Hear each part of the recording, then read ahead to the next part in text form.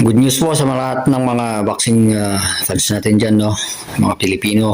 Tuloy nga po talaga confirm yung laban ni na Luis Neri at saka Janier Casimero. Pero ang pinagtataka ko po dito, bakit naging underdog dito si Janier Casimero?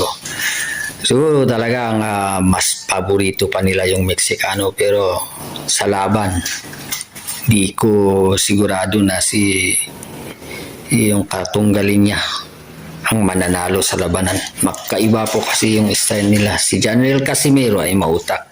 Mayroon siyang ginagamit yung ulo niya, nag-wave siya. Samantalang itong si Luis Pantera Neri ay sugod lang ng sugod.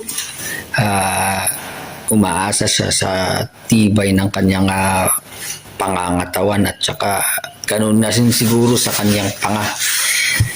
Pero kung yung susuriing mabuti, no, yung mga previous na laban nila ay magkaiba po talaga. So, kung gusto niyong pumusta at manalo, sige, talpak kayo kay Janier Casimero. Sigurado yan. Wag lang. Hihinga-hinga na naman siya. Pagdating ng 7 round ay nandun na naman yung paghingal niya. Yun ang mahirap.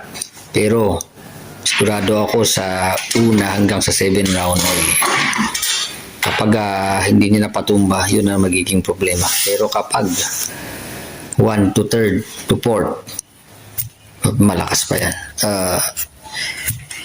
Matik na yan. Panoorin niyo yung mga laban. Sinasabi ko sa inyo. Yan.